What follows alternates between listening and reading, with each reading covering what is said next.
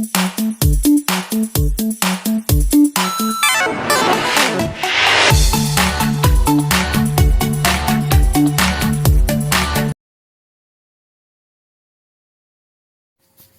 வணக்கம். Welcome to India temple tour channel. நான் உங்கள் கணேஷ் பேசுகிறேன். நம்ம சேனலில் பழமையான தலங்களும் அதனுடைய வரலாற்று செய்திகள் அது எப்படி போகணும் அப்படிங்கிறத பற்றி பார்க்குறோம். அந்த வகையில் இன்றைக்கி நம்ம பார்க்க போகிறது தேவார பாடல் பெற்ற 276 சிவஸ்தலங்களில் இத்தலமானது 108வது தலமாகும். தேவார பாடல் பெற்ற காவேரி தென்கரை சிவத்தலங்களில் இத்தலமானது 45வது திருத்தலமாகும். பெருமாள் சங்கு பெற்ற தலங்களில் ஒன்று. கோச்செங்குச்சோழன் கட்டிய மாடக்கோயில்களில் ஒன்று. பஞ்ச ஆரண்ய தலங்கள்லையும் இத்தலம் ஒன்று. ஆமாங்க, இந்த கோயிலுடைய பெயர் ஸ்ரீ சங்கரான்யேஸ்வரர் திருக்கோயில், திருத்தலைச்சாங்காடு. இந்த கோயிலுக்கு எப்படி போகணும் அப்படின்னு போனால், சீர்காழியிலிருந்து திருக்கடையூர் செல்லும் சாலையில் வழியில் சுமார் 16 கிலோமீட்டர் தொலைவில் தலைச்சங்காடு உள்ளது. மயிலாடுதுறையிலிருந்தும் சுமார் 21 கிலோமீட்டர் தொலைவில் இத்தலத்தை அடையலாம். அருகில் திரு ஆக்கூர் என்ற பாடப்பட்ட ஸ்தலமும் இருக்குது. 108 திவ்ய தேசங்கள் ஒன்றான திருத்தலச்சங்க நான்மதியம் என்ற கோயிலும் சிவன் கோயிலிருந்து அருகாமையிலே இருக்குது. திருக்கடையூரிலிருந்து சுமார் 8 கிலோமீட்டர் வடக்கே பயணம் செய்தால் இத்தலத்தை நம்ம அடையலாம்.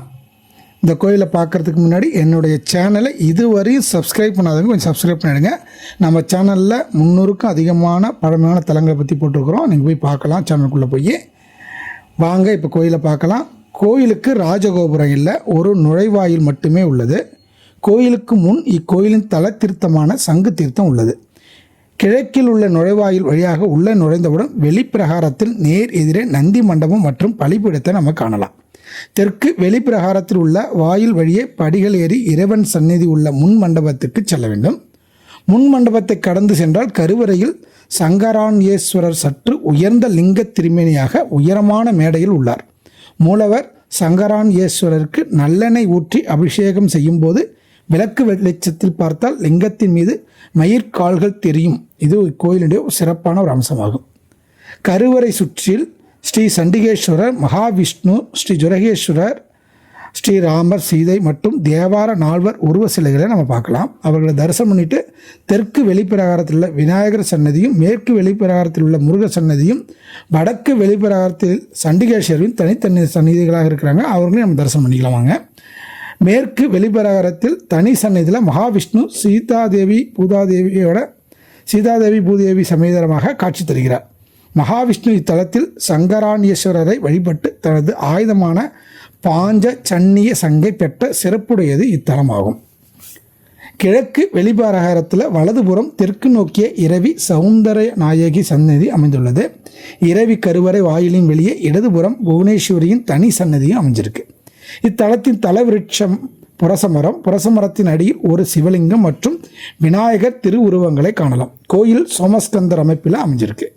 கோச்செங்குச்சோழன் நாயனார் கட்டிய மாடக்கோயில்கள் இதுவும் உண்டு. பெருங்கோயில் எனவும் வழங்கப்படுகிறது. மேலே செல்லும் படிகள் யானை ஏறி செல்ல முடியாதபடி அமைந்திருக்கும். இத்தலமானது சிலப்பதிகாரத்தில் கூறப்பட்டுள்ளதால் இத்தலத்தின் பழமையை நம்மால் உணர முடிகிறது. இத்தலத்துக்கு நெறியாவது சங்கத்தில் எப்போதும் முழங்கும் நாதத்தின் பொருளாய் இறைவன் இங்கு விளங்குகிறார். திருமாலுக்கு சங்கு வழங்கிய இறைவன் சங்கரான்யேஸ்வரர், சங்கவனேஸ்வரர், சங்குரு தேஸ்வரர் என்று அழைக்கப்படுகிறார்.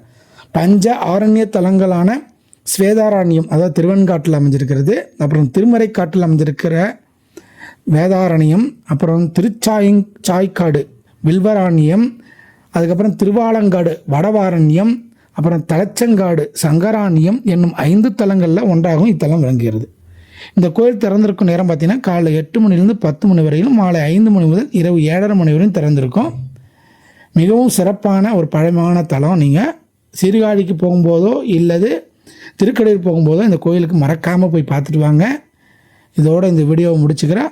அடுத்த வாரம் வேறொரு தலத்தை பற்றி பார்க்கலாம். நன்றி, வணக்கம். திருச்சிற்றம்பலம்.